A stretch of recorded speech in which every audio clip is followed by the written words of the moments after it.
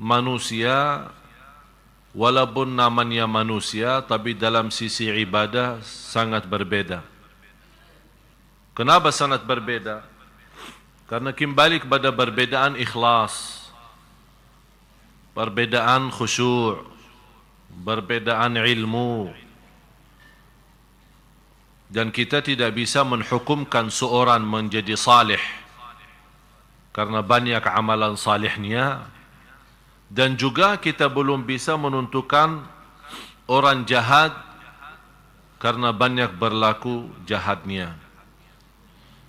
Apalagi kalau orang itu sudah menghadapi kematian, sudah dipanggil oleh Allah Subhanahu wa taala, tidak boleh kita membahas kekurangannya, hanya kita bisa sebutkan kebaikannya. Kalau tidak mau menyebutkan kebaikannya, doakan saja. Karena bisa dengan satu amalan bisa membawa kita masuk surga, dan satu amalan bisa membawa kita masuk neraka. Dan sudah Rasulullah SAW menceritakan seorang wanita yang sudah dilaporkan kepada Rasulullah SAW, orang wanita itu salihah, ahli ibadah, qiyam lail, puasa, Quran, dah pernah tinggalin majlis ta'lim, ilmu. Tapi punya satu masalah, tidak menjaga lidahnya dan menyakiti tetangganya.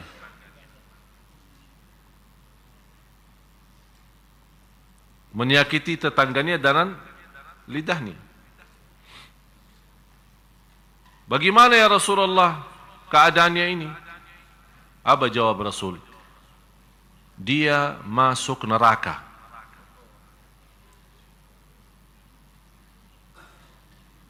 Padahal dia ahli ibadah. Bapak Ibu, kalau anda mendengar sebuah hadis ini, bisa menjadi ancaman berat bagi kita semua. Tapi jangan anda salah faham, kalau Rasul menyebutkan seorang masuk neraka bukan berarti kekal. Karena tetap kebaikan itu terhitung, karena Allah Maha Adil. Cuman coba lihat sejauh mana buruknya ucapan lidah ini, yang bisa dengan ucapan biasa, atau kita menghitungkan biasa, tapi dengan ucapan satu bisa membawa kita masuk neraka 70 tahun. Ini baru satu kata. Ini bukan kata saya, kata Rasulullah. Wa rubba kalimatin yaquluha qail la yulqi laha balan tahwi bihi fin nari 70 kharifa. Berumpamaan seorang yang mengucapkan satu kata tanpa disadari, dan kata itu dia mendapatkan murka Allah, masuk neraka 70 tahun. Bagaimana kalau ribuan kata? Oleh karena itu orang salih yang sudah menerti ini, dia sangat mengutamakan diam daripada bicara. Karena berbicara jelas-jelas ke neraka. Udah, kita sudah sama-sama belajar lebih baik mencegah daripada berobat.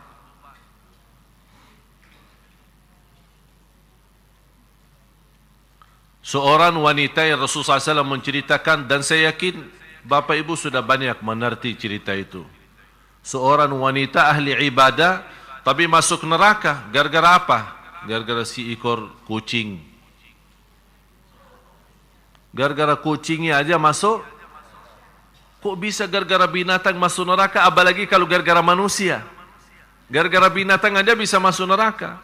Kenapa dia masuk neraka? Dia menahan kucing itu, tidak dilapasin, mencari makan sendiri, dan tidak memberikan makan.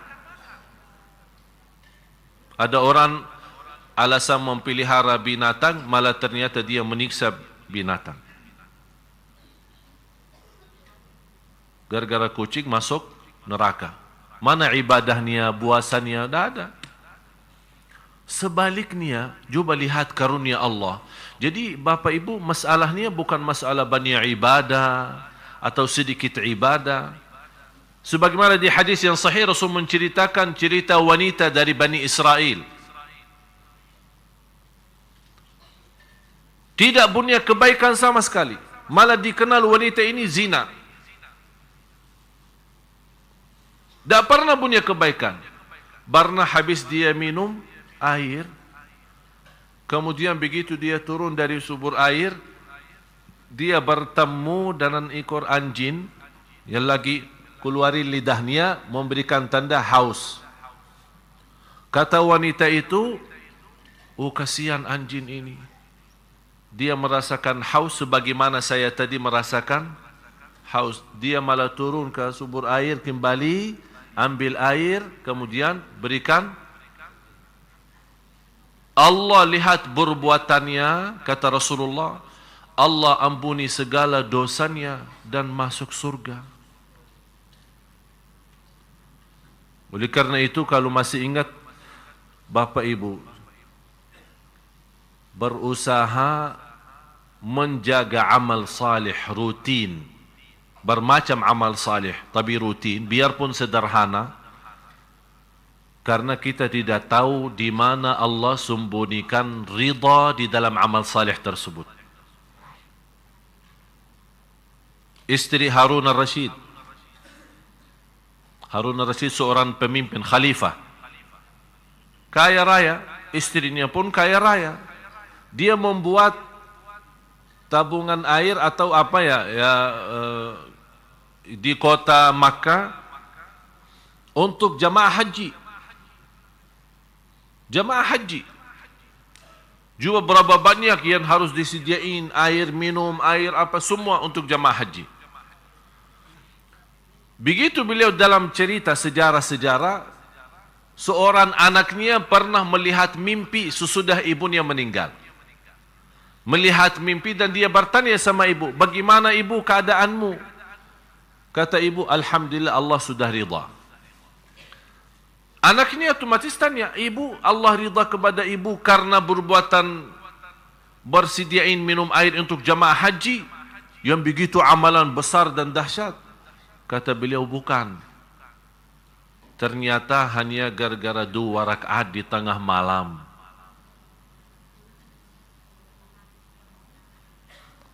Jadi masalahnya bukan amalan kita kadang-kadang merasa diri, aku sudah membangun masjid yang terbagus sedunia.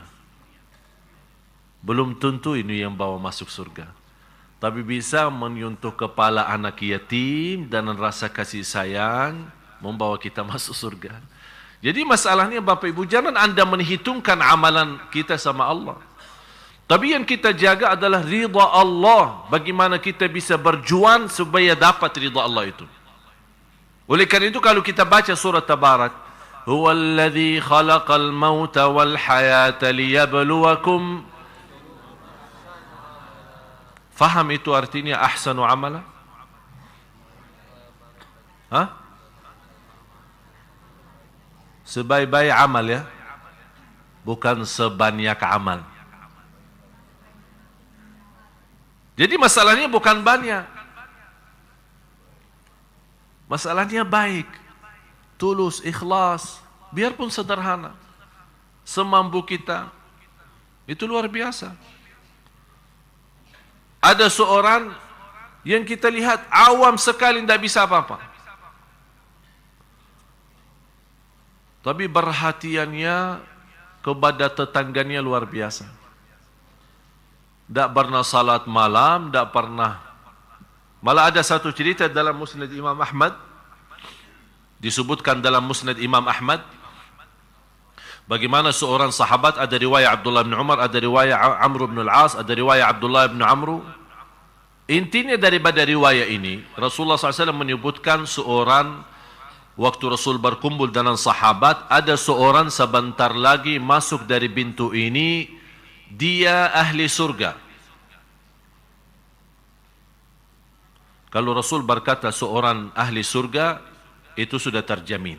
Karena yang berhak untuk menentukan siapa ahli surga dan siapa ahli neraka hanya 2. Allah dan Rasulnya.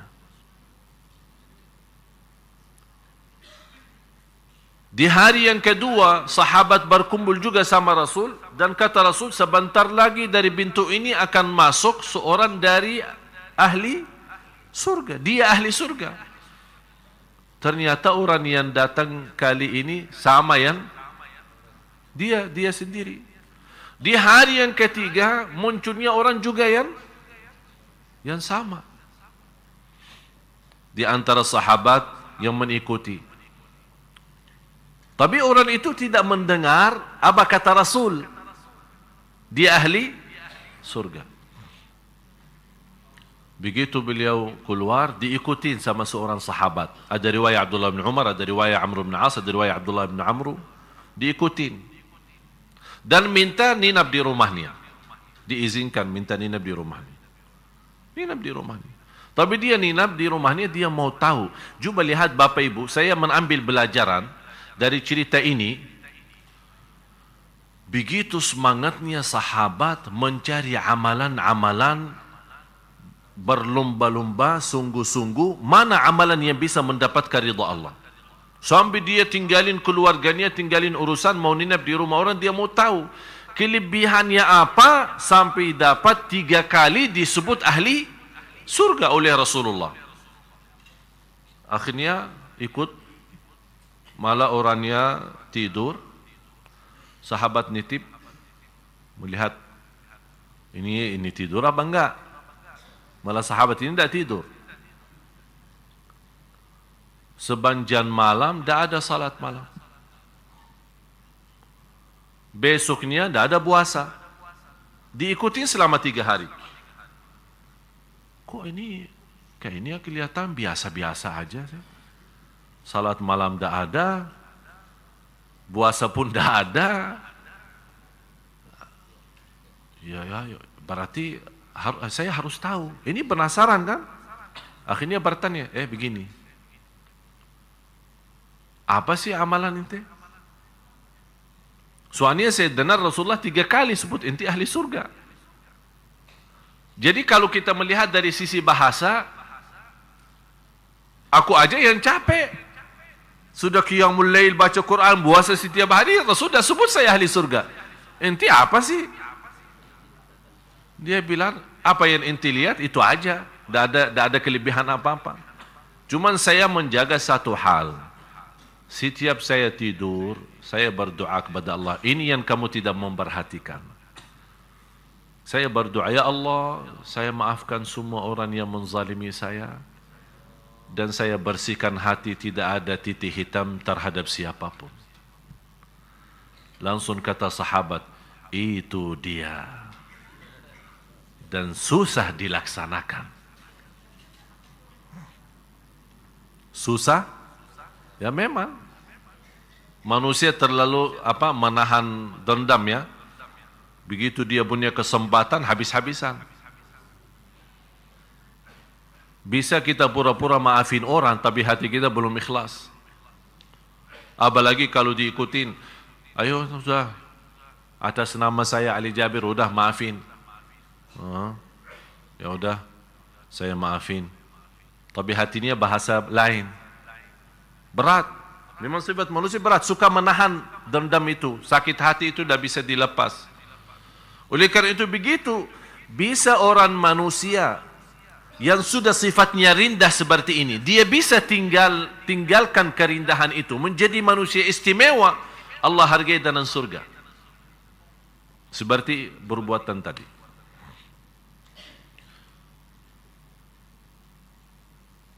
Ada seorang ulama tinggal di luar kota Madinah. Ulama besar di kota Riyadh, ibu kota Arab Saudi. Melihat mimpi Rasulullah SAW. Ada seorang di Madinah,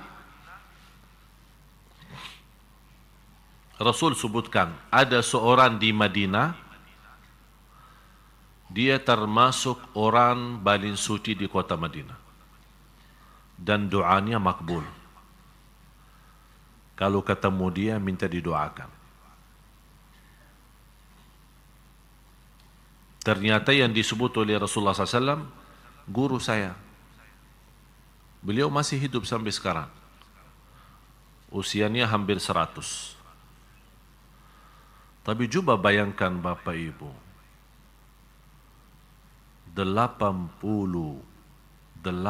tahun dah pernah lewat takbirah pertama di masjid.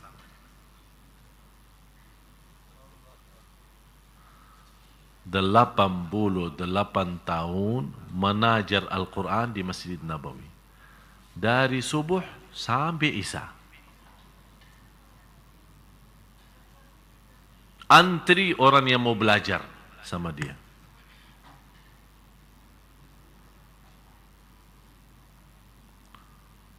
Fantas Rasul sebutkan orang itu, disebut oleh Rasul makbul doanya dan orang paling suci di kota Madinah.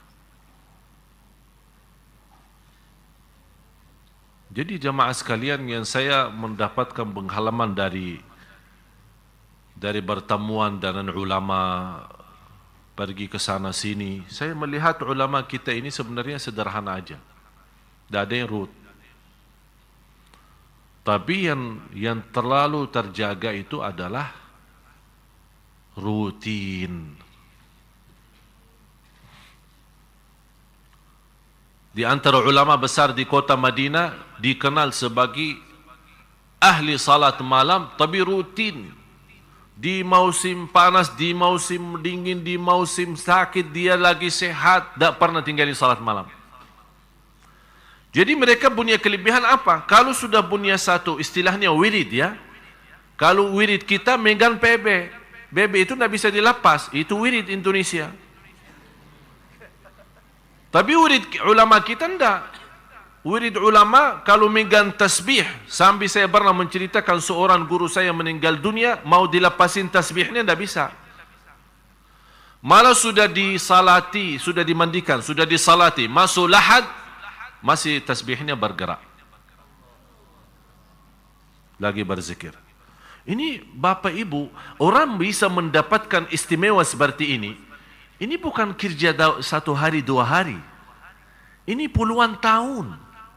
Puluhan tahun. Seorang bisa menikmati salat, dia berkata, aku mujahadah diri menikmati salat selama 20 tahun, bekerja keras. Habis itu baru mulai menikmati salat. 20 tahun dia berusaha. Kita baru saja 2 kali orang bertanya, gimana Ustaz bisa khusyuk di dalam salat? Saya bilang habis 20 tahun.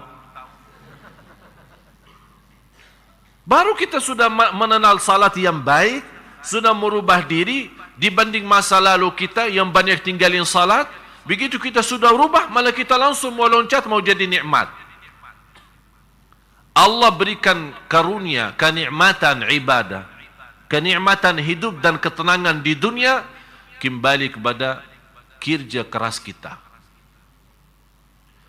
Kenapa orang kaya bertambah kaya dan miskin bertambah miskin? Ada yang pernah bertanya? Katanya orang kaya tidak memperhatiin yang miskin. Biarpun diperhatiin, tetap yang miskin tambah miskin, yang kaya tambah kaya. Karena saya melihat orang kaya sedikit tidur, yang miskin banyak tidur. Pagi tidur, siang tidur, sore tidur, malam tidur. Akhirnya jadi tukang minta. Yang kaya bertambah kekayaannya karena dia tidur hanya 2 jam, bisa 3 jam, terhitung. Dan saya begitu memperhatiin, orang kaya memang sedikit tidur.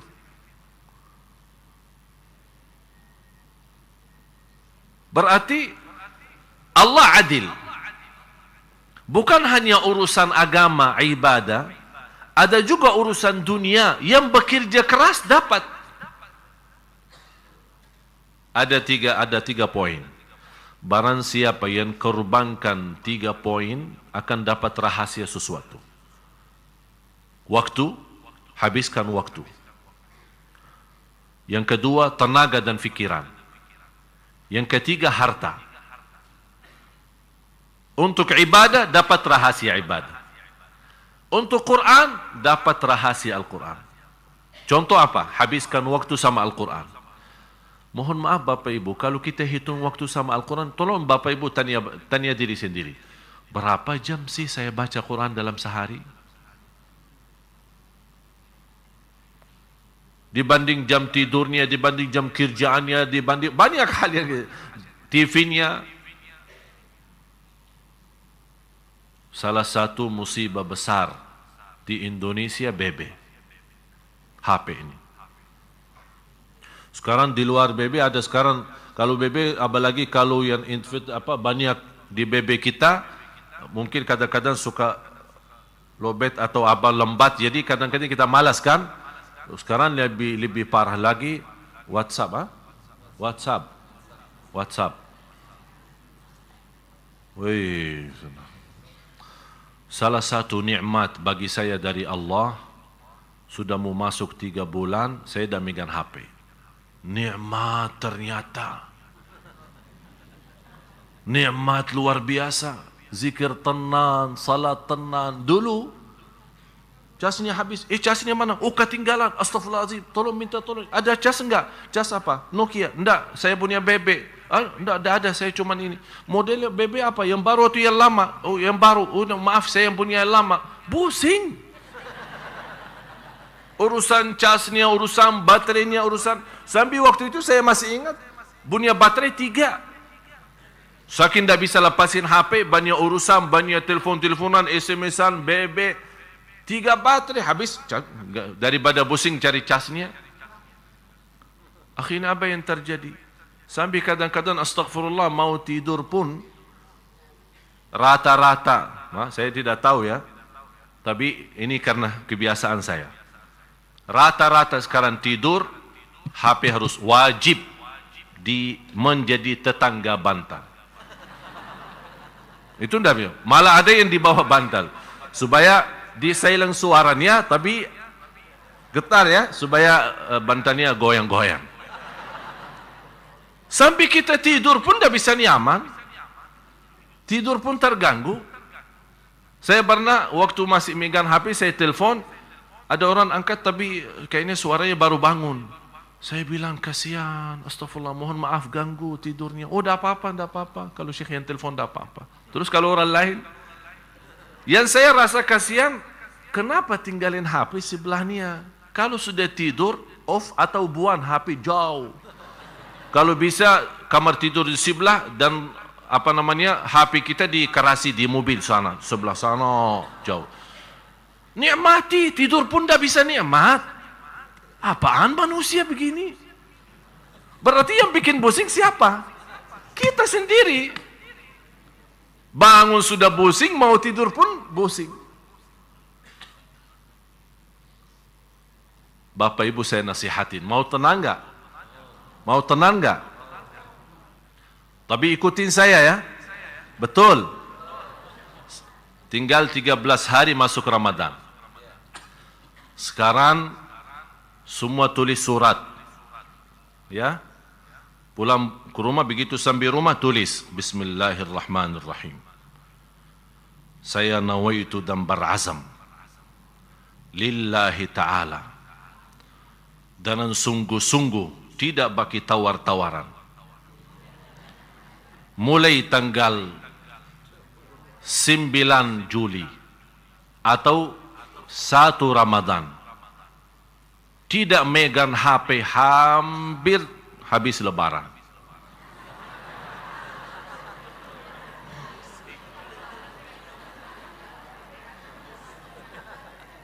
Siap enggak?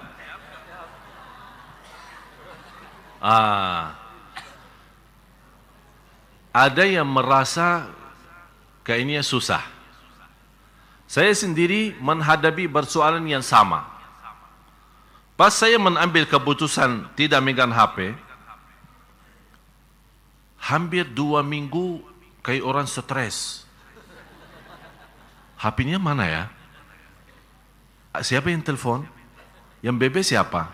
Yang SMS siapa? Ada berita baru enggak? Jadi 2 minggu, pusing. Masih saya serahkan kepada asisten saya yang urus melayani jamaah soal pertanyaan. Nanti dia kumpulin pertanyaan, saya jawab, dibalas lagi. Saya selalu ini. Sambil kata beliau, udahlah daripada tanya terus, megang aja HP-nya. 2 minggu betul-betul stres. Tapi subhanallah sudah berusaha membiasakan diri. Sekarang kalau megang HP malah stres. Bukan jauh dari HP, justru tenang. Masuk rumah, keluar rumah, tidak mau tahu. Seperti hidup sendiri. Memang hidup sendiri, mati sendiri, masuk kuburan. Udah nikmati aja sendiri. Kenapa pusing? Masa juga HP-nya mau dibawa ke lahat? Oleh karena itu saya mohon supaya Ramadan ini menjadi indah. Apalagi alhamdulillah tahun ini kita mendapatkan, saya sudah memperjuangkan benar-benar. Bapak Ibu barangkali tidak tahu apa yang terjadi di belakang Bapak Ibu. Tapi saya berjuangkan setengah mati untuk Sunda Kelapa. Terutama jamaah Bapak Ibu. Teleponan sambil yang saya tak megang HP, mengurus telefon-teleponan dengan adik-adik saya, dengan imam-imam yang mau kita datangkan insyaAllah tahun ini. Proses keputusan mencairkan uang tiket aja, minta ampun. Susahnya. Alhamdulillah mengambil keputusan dari bantuan sana, bantuan sini, apa yang ada rezeki, udah mengambil keputusan mencairkan uang tiket. Biar Bapak Ibu tahu, uang tiket aja sudah melebihi 300 juta. Alhamdulillah tahun ini habis 3 bulan mati-matian untuk mendatangkan seorang imam yang pernah Bapak Ibu menikmati 2 bulan lalu waktu kita i'tikaf. Karena ada imam suaranya sudes kan? Alhamdulillah tahun ini kita mendapatkan karunia Allah, beliau akan datang 5 hari pertama.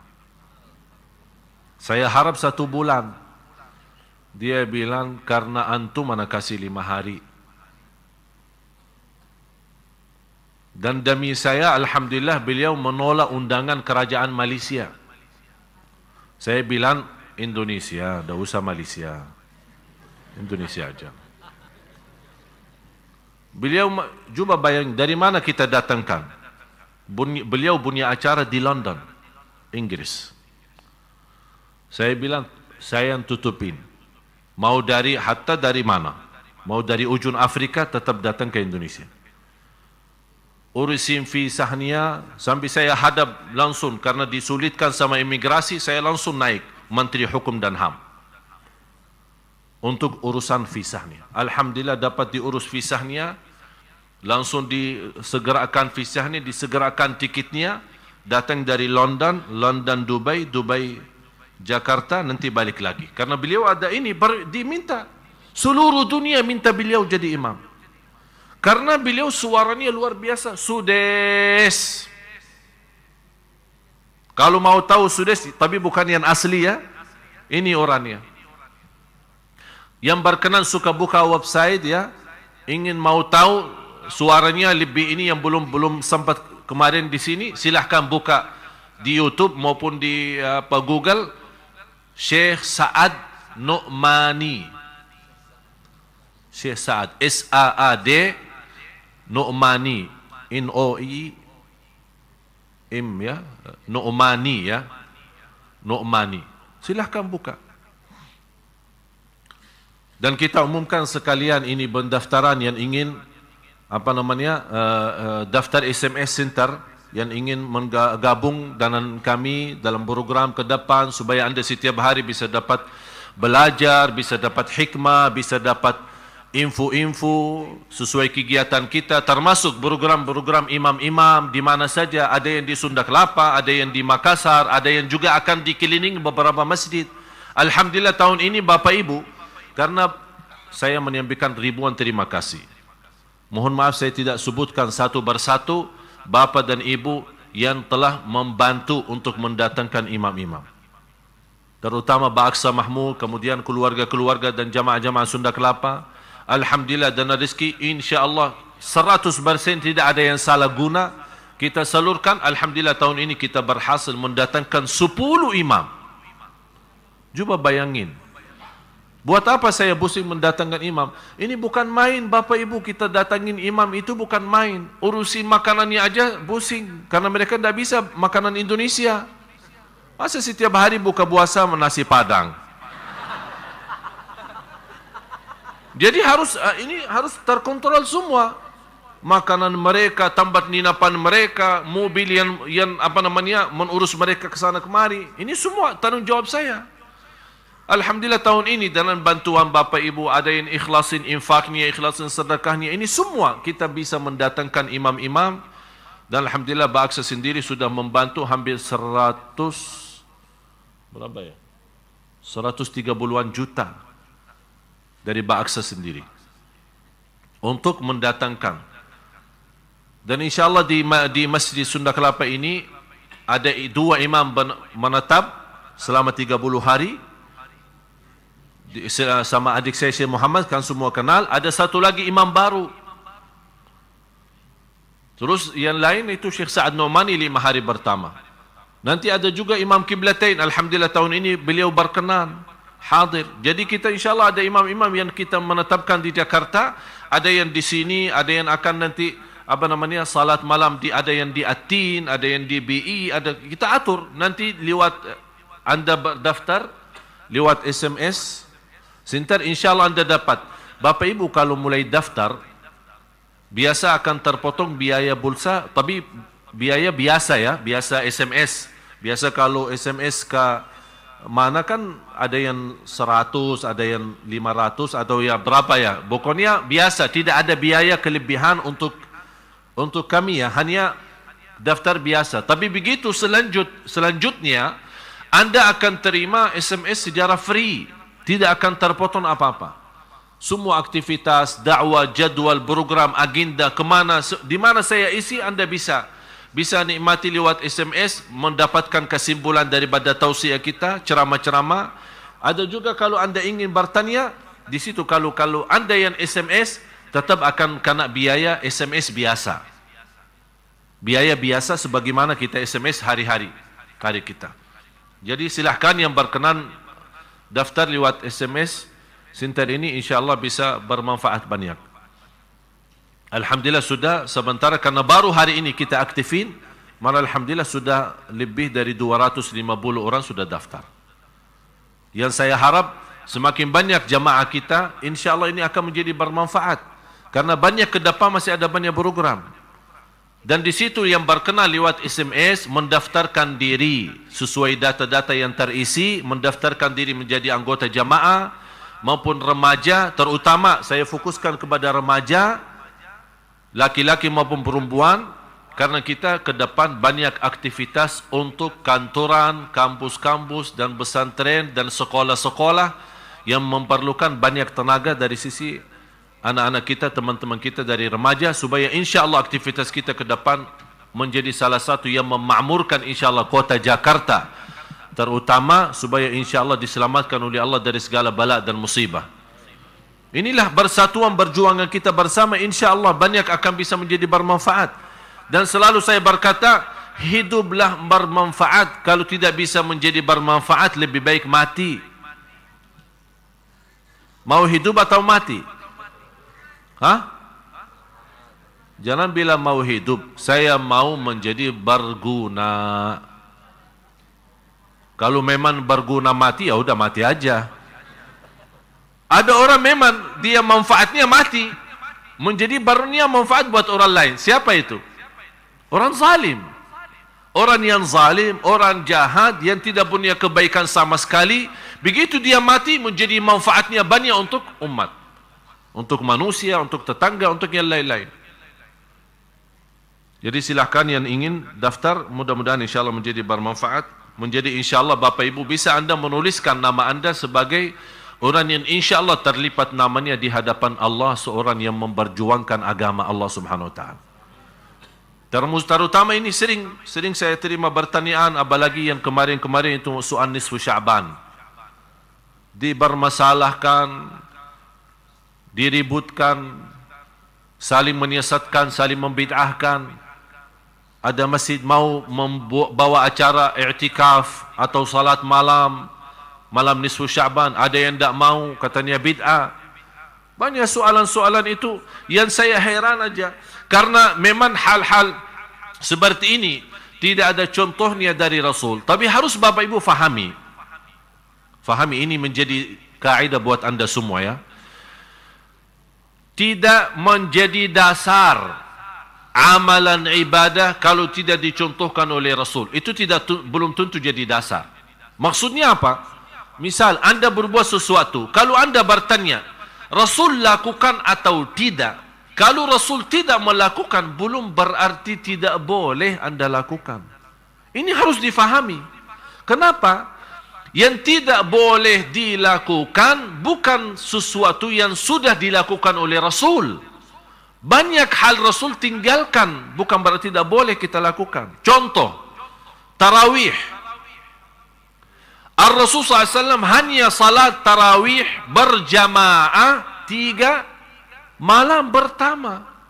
Malam pertama orang banyak datang. Malam yang kedua apa lagi? Begitu mereka tahu dipimpin dan diimami oleh Rasul, malah di malam yang ketiga sudah padat masjidnya. Malam yang keempat Rasul tidak keluar. Ditunggu-tunggu jamaah untuk imam. Kata Rasul, saya sengaja tidak keluar. Kalau saya keluar jaga tarawih, dikhawatirkan menjadi wajib bagi umatku. Dan umatku tidak akan mampu. Nanti kita lanjut habis azan.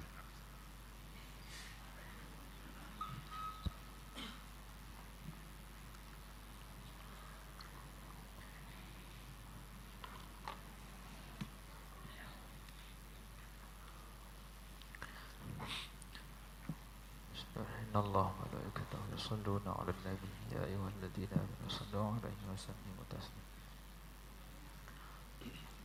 Allahu akbar, Allahu akbar,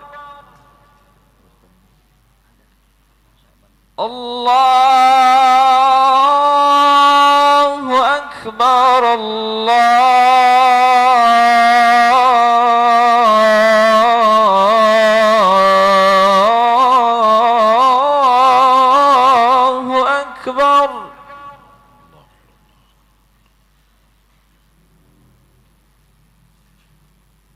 حي على الفلاح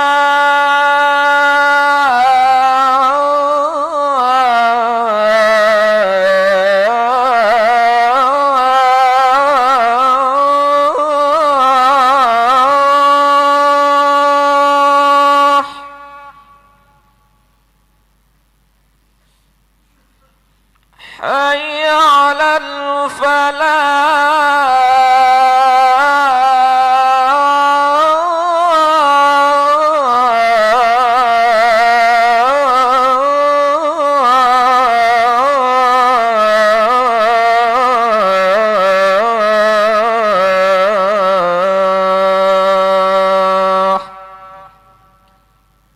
الله أكبر،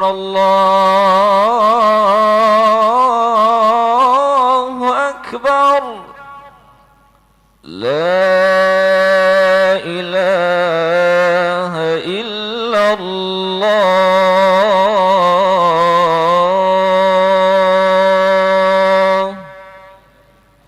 لا إله إلا الله محمد رسول الله صلى الله عليه وسلم. اللهم رب هذه الدعوة التامة والصلاة القائمة آت سيدنا محمدا الوسيلة والفضيلة والشرف والدرجة العالية الرفيعة وابعث المقام محمودا الذي وعدته إنك لا تخلف الميعاد.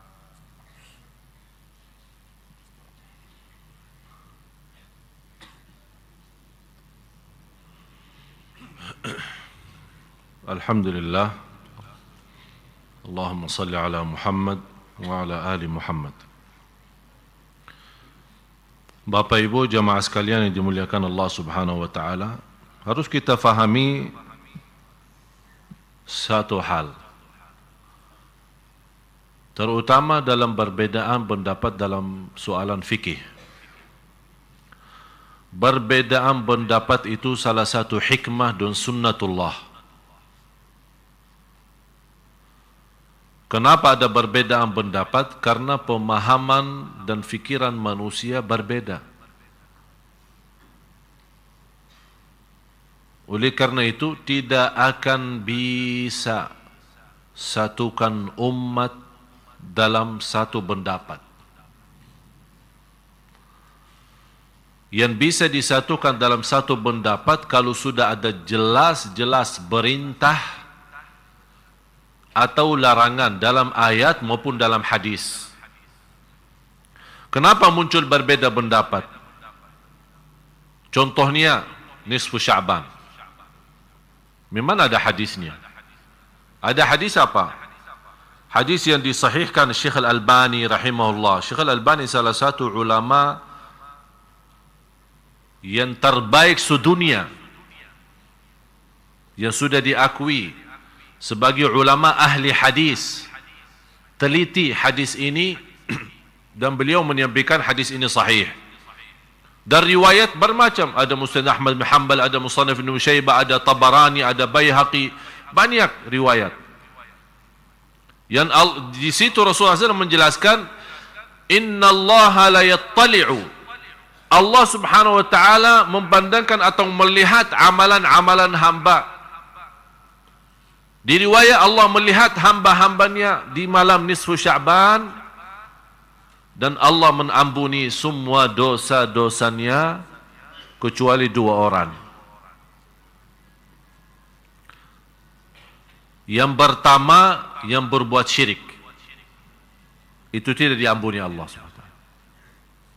Kalau dia taubat, ya jelas dengan taubat Allah ampuni. Yang kedua, musyahin. Musyahin itu seorang penahan marahannya atau penahan dendamnya. Atau termasuk juga orang-orang yang suka menebar fitnah. Adu domba, isu orang sana, isi sana. Jadi perbuatannya tidak sesuai, malah dia memfitnahkan supaya ini berpisah umat, berpecah umat. Ini juga termasuk orang yang tidak diampuni Allah Subhanahu wa taala. Jadi lewat hadis ini jelas-jelas menyampaikan keutamaan dan kemuliaan malam nisfu Sya'ban. Di situ ini hanya satu-satunya hadis dalam bermacam riwayat. Disitulah muncul perbedaan, karena malam nisfu Sya'ban malam utama atau malam agung. Di situ Allah mengampuni dosa-dosa hambanya. Boleh enggak menghidupkan malam ini dengan salat malam? Ini muncul perbedaan. Kenapa muncul perbedaan?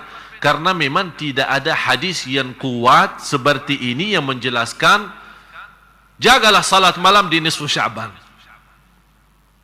Kalau memang tidak ada hadis yang memerintahkan menghidupkan nisfu Sya'ban dengan salat malam,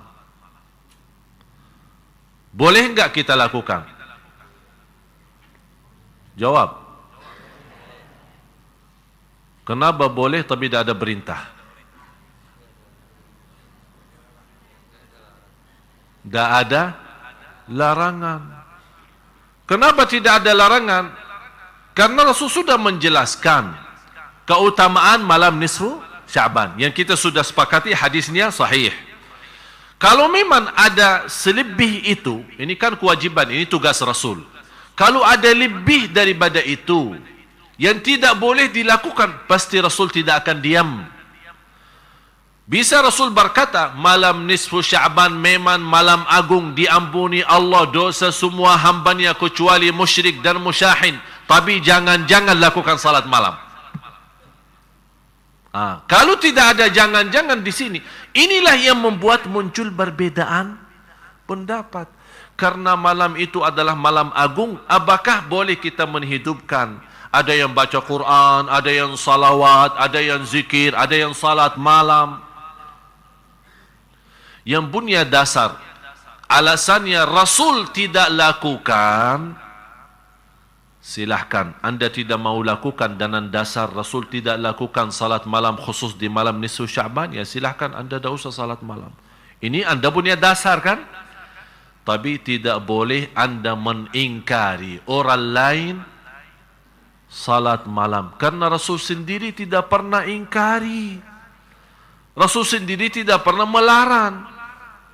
Yang mau salat malam silahkan, yang mau tidur, ya silahkan. Kenapa diributkan? Ini masalahnya. Apapun bersoalan, yang belum disepakati. Ini harus difahami Bapak Ibu ya. Hafal ini kalau bisa bukan hanya difahami, dihafal. Apapun bersoalan dalam fikih tidak disepakati oleh ulama, ijma'. Faham ijma'? Sepakat. Tak ada satu pun yang keluar dari sepakatan itu. Kalau belum ada sepakatan dari ulama, umat itu masih dalam kebebasan. Yang mau A boleh, yang mau B boleh, yang mau D boleh. Tapi dan juga harus difahami, tidak akan bisa ada sepakatan antara ulama kalau tidak ada ayat dan hadis yang kuat, yang tidak bisa muncul berbeda tafsiran. Kenapa bisa muncul perbedaan? Ini kan ada Syafi'i, Maliki, Hanafi, kan? Imam Syafi'i muridnya siapa? Imam Maliki. Tapi kenapa dia berbeda sama gurunya? Karena beda pemahaman. Gurunya bawa Quran dan hadis kan? Imam Syafi'i bawa apa? Injil dan Taurat. Sama, Quran dan hadis. Dia menghormati gurunya, tapi mohon maaf, karena punya pemahaman beda. Ini kan kemampuan fikiran manusia. Apalagi dikenal Imam Syafi'i sebagai orang ulama yang cerdas, termasuk dari sisi bahasa. Kalau Imam Malik lebih kuat ilmunya di sisi hadis, kalau Imam Syafi'i lebih kuat di sisi fikih. Ya di situ kelebihan masing-masing. Ini kan karunia Allah.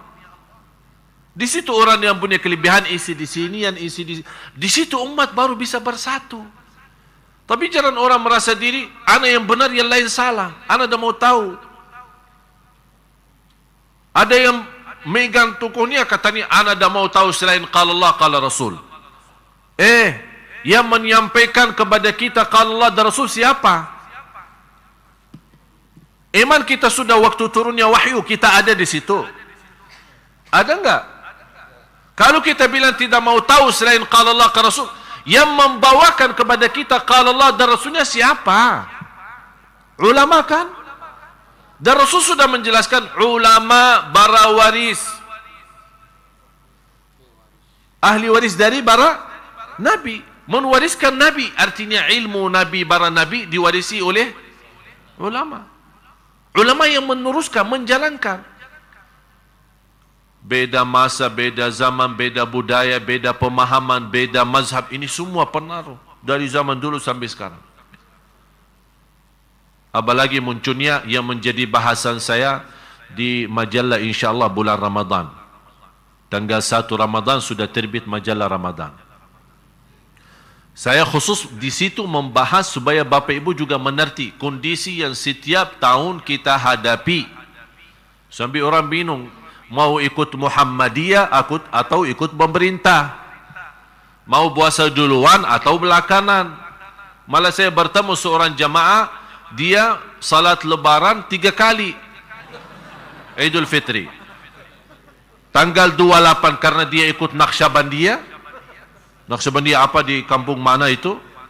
Kemudian dia ikut Muhammadiyah dan juga ikut pemerintah. Katanya kan itu namanya salat. Ya udah, tidak apa-apa, biar sama-sama. Kadang-kadang dia puasa tapi ikut salat lebaran. Ini kan sebenarnya salah satu persoalan yang kalau orang ulama pasti mengerti perbedaan itu. Tapi yang kasihan awam kan tambah bingung. Sekarang saya ikut siapa? Mau ikut ini atau ikut ini? Mana yang benar ini? Malah kadang-kadang kita lihat ada orang dari luar pun dia ikut negerinya. Dia orang asing, oh pusing, di Indonesia tidak jelas. Udah, dia dari mana? Dari Mesir. Udah, saya ikut Mesir aja. Padahal dia tinggal di. Ini insyaAllah menjadi bahasan saya di majalah. Nanti insyaAllah kalau Bapak Ibu berkenan nanti dapat majalah Ramadan itu.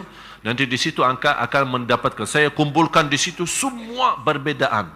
Dan dasar saya bahas sedetil-detilnya, saya dalami semua supaya Bapak Ibu ngerti. Nanti ujungnya kesimpulannya apa. Supaya harus Bapak Ibu, menurut saya, inilah saatnya jamaah kita ini, umat Islam di Indonesia, dinaikkan kualitas ilmunya. Naik, harus faham. Supaya jangan, karena saya punya prinsip, man kathura ilmuhu, qalla inkaruhu. Semakin banyak ilmunya, seorang akan sedikit mengingkari perbedaan. Kenapa sekarang banyak muncul ingkar, ini dah boleh, ini boleh, ini dah boleh? Karena mereka belum faham. Hanya faham dari satu sisi. Kalau kita perhatiin angka 7 bahasa Arab, bisa diketik angka 7 enggak? Bisa enggak? Enggak ada Arabnya. Makanya ada Arabnya dong. Masa benceramah orang Arab asli kok enggak ada Arabnya? Ada satu cerita yang saya buat dari angka 7. Kalau angka 7 Arab itu begini kan? Fe ya. Kalau 8 Fe balik ya. Saya waktu ada satu persoalan dapatan sama satu orang. Ujung-ujungnya tidak selesai. Udah saya bilang begini. Saya tulis angka 7 V ya. Saya di posisi di sini, beliau di situ. Pak, tolong bacain 8. Maaf Pak, saya lihat 7. Maaf Syekh salah. 8. Maaf, inti belum faham. 7. Ribut 8, 7. 8, 7. Habis itu dia bosan. Belum faham ya apa yang saya maksud. Enggak. Udah begini. Karena inti megang pendapat ente, ana megang pendapat saya. Tidak akan nyambung. Udah begini aja.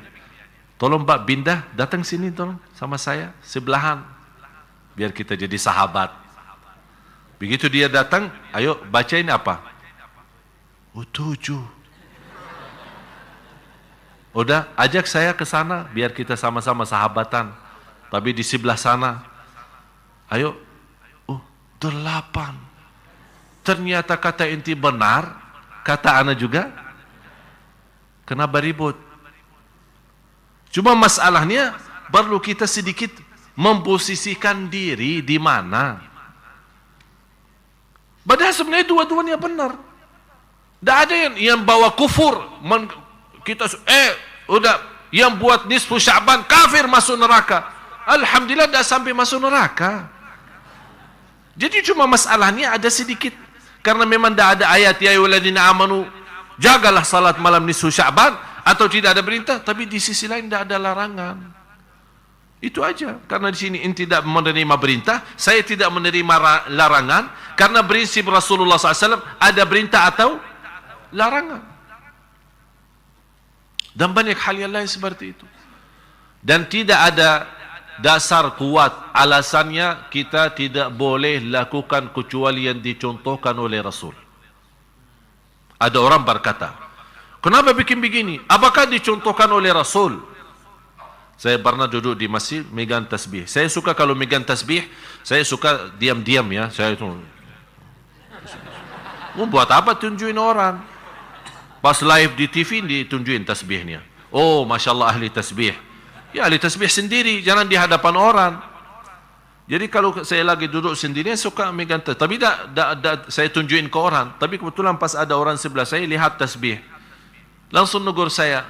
Mohon maaf Syekh, saya rasanya tidak enak. Apa? Tasbih bid'ah.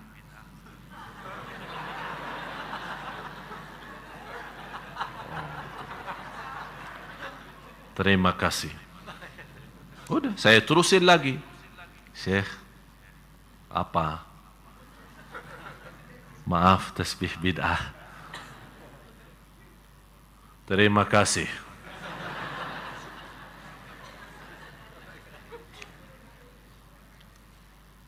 Kan kita orang Islam, tak boleh melanggar Rasul. Jadi Gimana ya?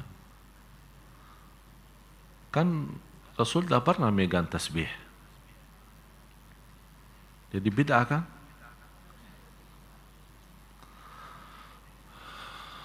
Duduk. Nanti sekarang membuat konsentrasi saya hilang gara-gara. Udah, saya masukin tasbih, ayo duduk. Apa dasar kamu tasbih itu bid'ah? Saya minta dasar yang kuat. Ya ayyuhalladzina amanu, jangan megang tasbih. Itu sudah jelas, kuat. Dah boleh kita tawar-tawaran di sini kan? Sami'na? Ana minta menurut ente, seperti tadi kan 78 kan? 78. Kenapa tidak boleh? Kenapa menurut ente tasbih itu bid'ah? Alasan saya, tasbih itu tidak ada di zaman Rasul.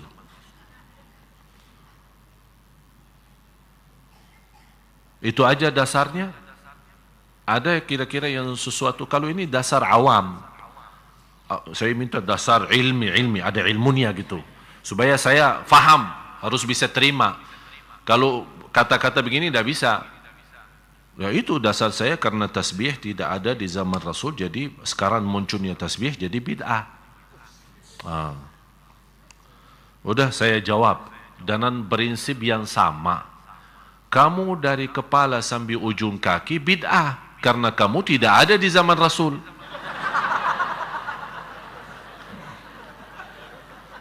Kan prinsip yang sama.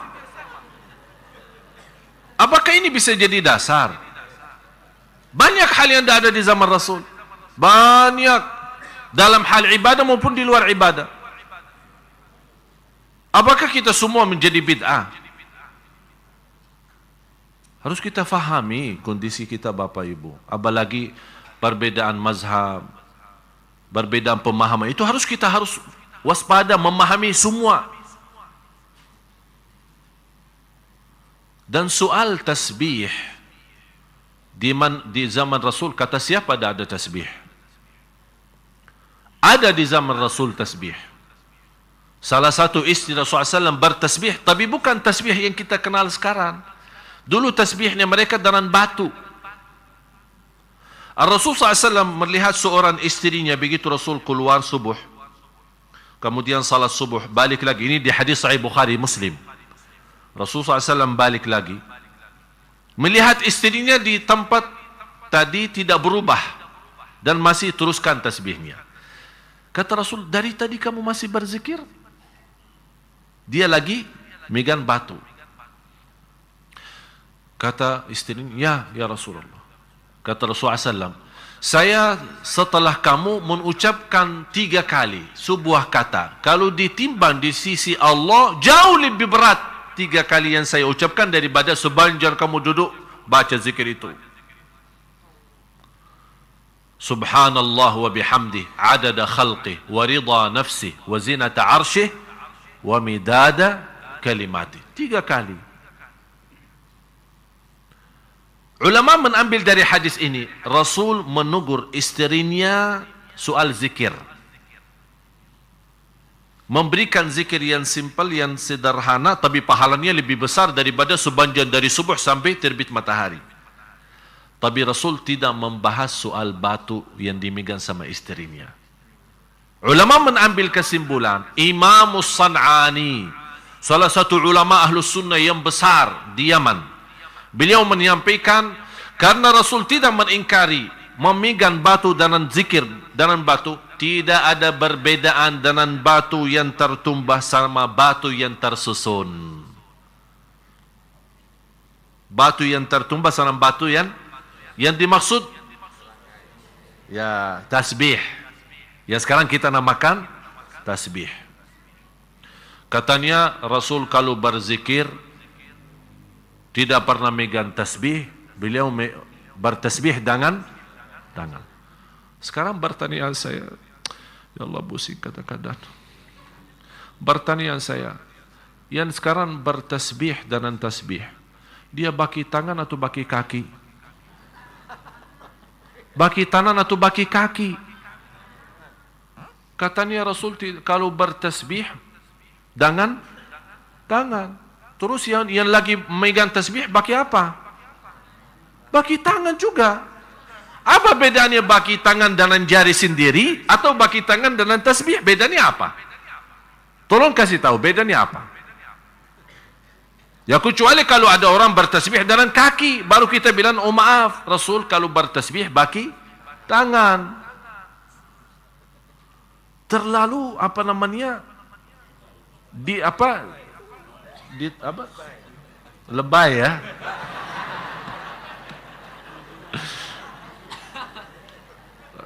Bapak Ibu, ada satu kaidah Rasulullah SAW punya prinsip. Kalau ditawarkan dua hal, ada yang terbaik, terbaik itu sudah nomor satu yang terbaik. Ada yang termudah. Kira-kira Rasul milih yang mana? Tahu kenapa? Padahal ada yang lebih baik daripada yang mudah itu. Demi umatnya, supaya tidak beban dalam ibadah, supaya tidak rasa berat. La yukallifullahu nafsan. Bapak Ibu, Islam memang indah, indah betul. Saya justru semakin banyak belajar, semakin tahu diri bodoh. Jadi orang-orang malah justru semakin tinggi ilmunya, semakin ketahuan bodohannya. Berarti kita belum apa-apa. Jangan ada orang merasa, oh Alhamdulillah saya sudah. Jangan. Teruskan belajar. Sungguh subhanallah, semakin banyak kita akan melihat, semakin terasa keindahan Islam. Semakin akan mendalami begitu luasnya Islam. Menghormati manusia, menghormati perbedaan, menghormati pemahaman. Itu luar biasa. Dan kita tetap, Bapak Ibu, kembali kepada Al-Quran dan Sunnah. Dan bagaimana kita bisa memahami Al-Quran dan Sunnah kecuali dengan ulama? Siapa yang bisa faham Quran dan Sunnah? Ya ulama. Oleh karena itu ulama harus betul-betul yang takwa, yang ikhlas, amanah. Begitu dia memimpin jamaah, dia terangkan. Jangan Bapak Ibu memahami, kalau saya di posisi, saya tidak memerintahkan jaga salat malam nisfu Sya'ban, dan saya tidak larang. Yang mau silahkan, yang tidak mau silahkan. Prinsip saya seperti itu. Saya ikut sahabat sejak dulu. Tabi'in yang sudah bertemu dengan sahabat. Seperti Al-Hasan Al-Basri rahimahullah. Saya punya sanad. Dapat sanad dari guru ke guru, silsilah. Tahu sanad silsilah? Megang tasbih sampai Imam Hasan Basri. Sampai Imam Hasan Basri. Imam Hasan Basri itu gurunya, guru beliau adalah sahabat Rasulullah SAW. Jadi salah satu pendapatnya beliau misal seperti kunut. Ini juga termasuk salah satu yang dipersoalkan. Kunut subuh boleh atau tidak boleh. Malah ada yang terlalu lebay ya. Betul. Terlalu lebay. Sampai ada orang yang membatalkan salat seorang yang tidak kunut subuh. Atau ada sisi lain, ada orang yang terlalu membatalkan salat orang atau membid'ahkan salat seorang yang lakukan kunut subuh. Jadi sebenarnya saya lihat dua-duanya berlebih-lebihan. Lebay. Prinsip saya apa? Yang mau kunut boleh, yang tidak mau kunut boleh. Sudah selesai. Anta makmum, imamnya bagi kunut, ikut. Tak mau ikut, ya terserah. Kenapa ribut? Kenapa diributkan? Oleh karena itu Bapak Ibu saya harap, oleh karena itu salah satu perjuangan saya di Indonesia, terutama khusus untuk jamaah-jamaah saya ini, saya memperjuangkan supaya kita bagaimana memiliki kualitas ilmu yang insya Allah sederhana tapi dalam. Faham dalam? Jadi betul. Kenapa? Supaya apapun yang kita hadapi, saya tidak mau Anda belajar di sini terus beributan sama orang di luar. Jangan. Tapi Anda punya prinsip, Anda sudah ngerti. Terima kasih. Yang sesuai pendapat kita, yang tidak sesuai pendapat kita, tetap sama-sama hormati. Udah sampai kapan umat ini masih terus begini keadaannya? Umat Islam di Indonesia umat yang terbesar. Coba bayangkan kalau bisa bersatu, luar biasa kenikmatan yang kita hadapi. Dan tidak akan mudah dan gampang muncul aliran-aliran yang sesat. Sekarang gampang muncul aliran Ahmadiyah dan yang lain-lain. Dan menurut saya al-haq dan yang benar nyata dan jelas.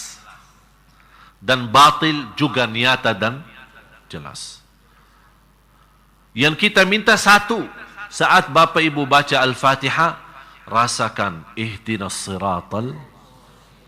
Itu yang dirasakan. Ya Allah, memang sekarang Indonesia lagi menghadapi bermacam-macam pemahaman, perbedaan, sampai tertanam kebencian, tertanam bermusuhan. Ihdinas siratal mustaqim. Ya Allah, berilah kepada di antara semua yang sudah menghadapi persoalan ini sambil membuat umat bingung, malah orang bisa tersesat. Ya Allah, selamatkan. Dengan apa? Ihdinas siratal mustaqim. Jadi Bapak Ibu, begitu Anda lagi salat, tolong kalau bisa apalagi lagi salat sunnah, boleh stop sebentar ya. Maksud saya stop apa? Begitu Anda baca ihdinas siratal mustaqim, stop sejenak ya, sebentar aja, rasakan, hayati, supaya di dalam salat kita bisa betul termasuk kita bukan hanya salat biasa, tapi isi daripada salat bermunajat, memohon, ya Allah, umat ini sudah berantakan, saling menyiasatkan, saling membidahkan, ya Allah, ihdinas siratal mustaqim, ya Allah, saya tidak mau menjadi orang tersesat, tidak mau jadi orang hati hitam gara-gara perbedaan. Silahkan ada perbedaan, tapi jangan ada perbedaan hati. Hati ini harus terjaga. Yang kita sudah tahu, seorang yang jaga hatinya, jaga perasaannya sama orang lain, Allah masukkan dia surga. Ini amalan yang begitu luar biasa. Oleh karena itu sekali lagi Bapak Ibu, apa soalan-soalan yang kita merasa tidak nyaman dalam hati kita, supaya tidak menimbulkan hal perbedaan, apalagi kita belum mengerti, silahkan ajukan pertanyaan. Alhamdulillah sekarang mudah, lewat SMS bisa, lewat Facebook bisa, lewat Twitter bisa. Kita melayani jamaah semaksimal mungkin, semampu saya, insya-Allah kita. Yang penting kita harap ini ihdinas siratal mustaqim. Malah saya ada satu program insya-Allah yang akan digerakkan di habis bulan Ramadan dalam judul ihdinas siratal mustaqim. Di bawahnya saya memimpin umat, ayo kita sama-sama menuju siratal mustaqim. Karena kita harap ridha Allah. Sayang sekali kalau kita beribadah dan kita merasa diri benar dan suka menyalahkan orang lain, ternyata kita yang jadi salah. Walaupun ibadah kita benar, tapi karena perasaan kita terhadap orang lain menyalahkan ibadahnya, seolah kita di posisi Tuhan. Siapa yang benar, siapa yang salah. Kita hamba, bukan Tuhan. Masalah ibadah benar atau salah urusannya sama Allah. Bisa orang salah ibadah tapi niatnya baik, Allah bisa terima. Bisa orang benar ibadahnya tapi orangnya riya, tidak ikhlas, ditolak. Jadi masalahnya di sini bukan masalah kita yang benar atau tidak, masalahnya petunjuk, taufik. Ini kuncinya, taufik dari Allah. Itu yang kita selalu jaga. Oleh karena itu mari kita sama-sama berdoa. Minta betul-betul bersama, buka hati, tunjukkan hajat dan kemiskinan kita kepada Allah Subhanahu wa taala lewat doa. Kita harap kunci taufik malam ini, insya-Allah Bapak Ibu semua mendapatkan kunci taufiknya. Kalau kita bisa dapat kunci taufik, subhanallah, semuanya lancar, dunia lancar. Ini taufik tidak bisa terikat dengan hal ibadah saja. Dalam rumah tangga memerlukan taufik, dalam urusan dunia memerlukan taufik, dalam belajar perlu taufik, dalam perjalanan menuju ke rumah, pulang ke rumah, datang dari rumah, ini memerlukan taufik supaya tidak salah jalan, tidak nyasar, tidak apa. Ini semua kan perlu taufik. Itu yang dimaksud hidayah yang tertinggi, yang diharapkan oleh semua orang, termasuk ulama, para awliya, para salihin, adalah hidayah taufik yang dimaksud dalam firman Allah, ihdinas siratal mustaqim. Nabi kita Nabi SAW memohon itu. Ihdinas siratal mustaqim. Oleh karena itu sekali lagi kita bersama-sama doa. Dan semua yang ke depan, Bapak Ibu yang berminat, berkenan membantu dakwah kami, saya menyampaikan ribuan terima kasih. Bukan saya senang karena Anda membantu dakwah, tapi saya yakin Anda nanti akan rasakan senangnya karena alhamdulillah dakwah kami betul-betul tidak ada yang salah guna, semaksimal mungkin menjadi berguna bagi umat. Oleh karena itu support dakwah kami, support dengan doa. Ada masukan, ada nasihat, kami terima, silahkan. Yang mau datang sini, mau ketemu di rumah, silahkan. Kami terbuka lahir batin untuk semua jamaah. InsyaAllah supaya kita yuk sama-sama, mari kita tuliskan nama kita di hadapan Allah menjadi orang yang menyebarkan cahaya Allah di bumi. Kita tidak tahu siapa di antara kita yang meninggal hari ini atau besok. Tidak ada yang tahu. Oleh karena itu, bahagia Bapak Ibu kalau kita bisa mendapatkan nama kita di hadapan Allah. Coba bayangkan rasanya, kebahagiaannya kalau kita di hari kiamat dipanggil, Bapak Ibu, marilah Anda terpilih menjadi orang yang memperjuangkan agama Allah. Luar biasa. Jadi tidak boleh kata kalau saya di dalam kamus saya selama di Indonesia, tidak ada kata tidak bisa. Dan saya yakin semuanya Bapak Ibu bisa. Ada yang bisa dengan merasa tidak punya ilmu banyak, tapi insya Allah dengan rezeki yang ada dia bisa. Dengan ucapan yang baik dia bisa. Dengan doa dia bisa. Dengan hati yang ikhlas dia bisa. Dan semua saya yakin semuanya bisa. Masing-masing punya kelebihan. Saya tidak minta semuanya, tapi lebih baik banyak ikhlas daripada sedikit tidak ikhlas. Betul ya? Mari sama-sama kita berdoa.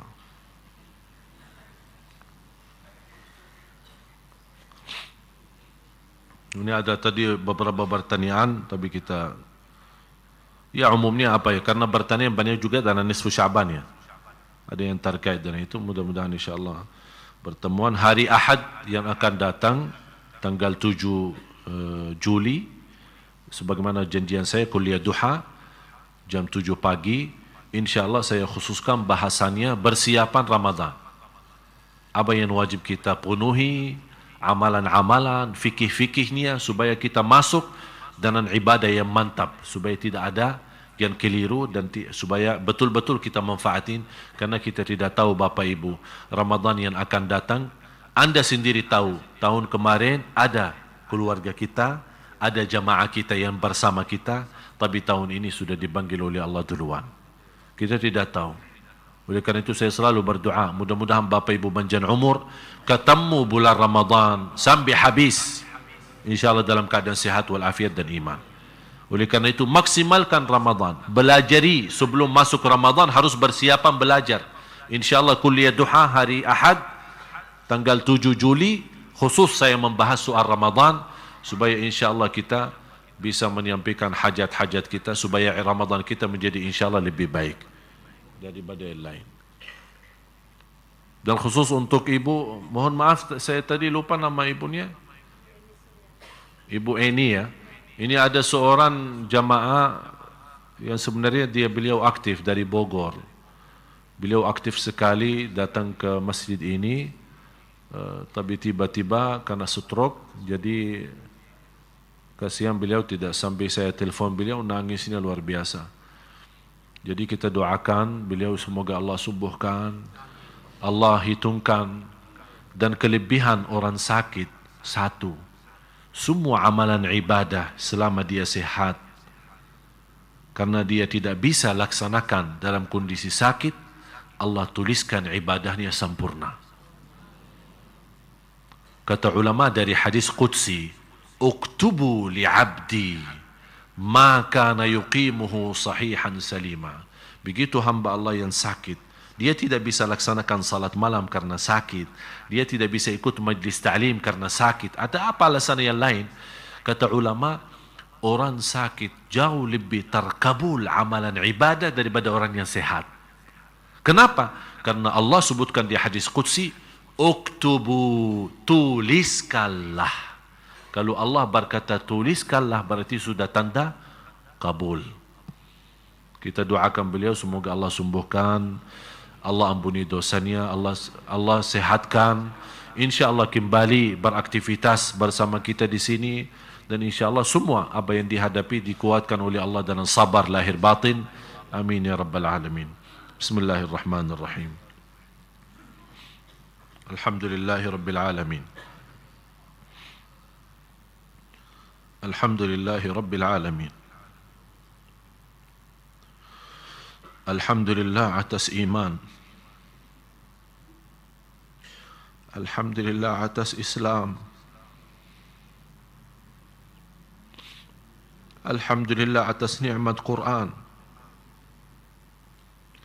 Alhamdulillah atas nikmat kita bersama-sama di majlis ilmu. Karena ini semua karunia darimu ya Allah. Alhamdulillah engkau selamatkan langkah-langkah kami sambil datang ke majlis ini. Alhamdulillah. Alhamdulillah atas pimpinanmu ya Allah. Alhamdulillah atas petunjuk dan taufikmu. Ihdinas siratal mustaqim.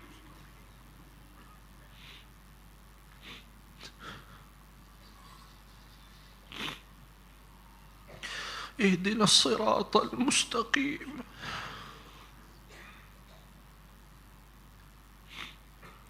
Ya Allah, selamatkanlah bapa ibu dari jalan yang tersesat, dari kemurkaanmu menuju kepada ridhamu ya Allah.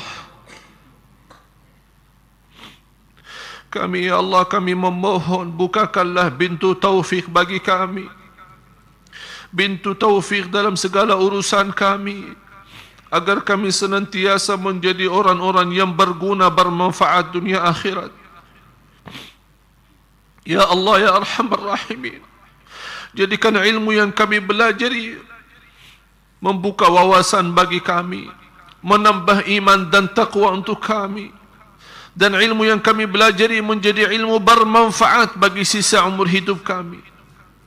Karena kami tidak ingin belajar ilmu untuk berdapatan dengan yang lain, tapi kami ingin mendapatkan ilmu yang bermanfaat, yang bisa membawa kami selamat dan bahagia dunia akhirat. Ya Allah, jadikan pertemuan ini menjadi saksi baik di hadapan-Mu ya Allah. Pertemuan ini menjadi berguna, bermanfaat bagi sisa umur hidup kami ya Allah. Aku mohon dengan nama-Mu yang agung dan mulia untuk semua yang hadir.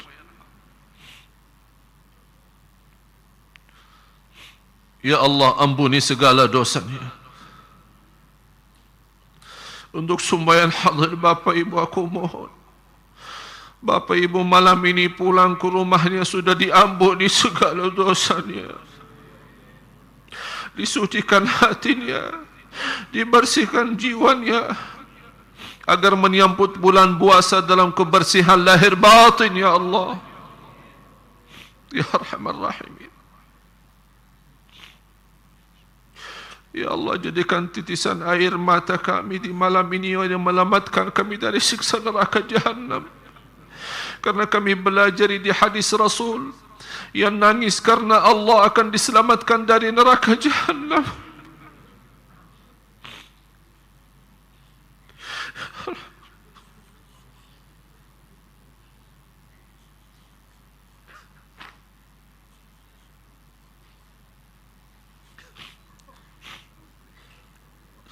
Ya Allah, kami memohon kepada-Mu ya Allah segala kemudahan lahir batin agar kami menjadi ahli ibadah, menjadi ahli syukur, menjadi ahli sabar, agar sama-sama kita mendapatkan ridha-Mu ya Allah. Ya Arhamar Rahimin. Maafkan ya Allah, maafkan kami atas kekurangan kami. Kami akui ya Allah banyak kekurangan kami dalam ibadah, banyak kebodohan kami dalam ilmu. Ya Allah, kami mohon berikan kepada kami petunjuk kepada jalan yang lurus. Tambahkan wawasan ilmu kami agar kami mendapatkan ilmu yang bermanfaat, diikuti dengan amalun salih yang diterima ya Allah. Ya Dzal Jalali wal Ikram, ya Arhamar Rahimin, kuatkanlah bapa ibu lahir batin agar biasa menjadi orang-orang yang taqwa sampai akhir hayat. Ya Allah, pelihara keluarga kami, anak cucu kami yang menjaga nama baik keluarga kami, anak cucu kami salih salihah, anak cucu kami menghafal Al-Quran, anak cucu kami ya Allah dilindungi dari segala kejahatan, dari segala keburukan. Ya Arhamar Rahimin, berikan kepada kami ya Allah rumah tangga sakinah mawaddah rahmah, dan berikan kepada kami kekuatan lahir batin agar kami menghadapi ujian dalam rumah tangga kami. Ya Arhamar Rahimin, ya Dzal Jalali wal Ikram, ya Allah selamatkan langkah-langkah kami menuju husnul khatimah, menuju husnul khatimah, menuju husnul khatimah. Ya Arhamar Rahimin, ya Allah berkahi sisa bulan Sya'ban, berkahi bagi kami sisa bulan Sya'ban, sambikanlah kami dalam keadaan sihat wal afiat dan iman kepada bulan Ramadan. Ya Allah, berikan kepada kami bulan Ramadan yang indah bagi kami tahun ini ya Dzal Jalali wal Ikram, karena kami tidak tahu apakah Ramadan kali ini menjadi yang terakhir bagi kami. Kalau memang yang terakhir ya Allah, jadikan Ramadan itu yang terbaik bagi kami ya Allah. Terimalah ya Allah segala perjuangan kami, program-program kami mendatangkan imam-imam dari Madinah ya Allah, agar menjadi bermanfaat untuk negara Indonesia, menjadi berkah bagi umat Islam di Indonesia ya Allah ya Dzal Jalal wal Ikram. Dan terima segala perjuangan bapa ibu menjadi sedekah jariyah ya Arhamar Rahimin, ya Arhamar Rahimin. اغفر لنا ولوالدينا وارحمهم كما ربونا صغارا واغفر لجميع المسلمين والمسلمات والمؤمنين والمؤمنات الأحياء منهم والأموات إنك سميع قريب مجيب الدعوات ويا قاضي الحاجات. Ya Allah, bagaimana Engkau memberikan kepada kami kemudahan sama-sama berkumpul di majlis ilmu di masjid ini ya Allah. Ya Allah,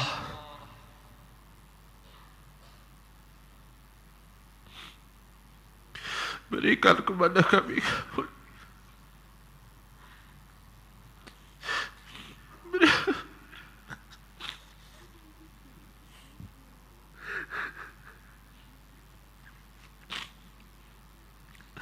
berikan kepada kami kemuliaan.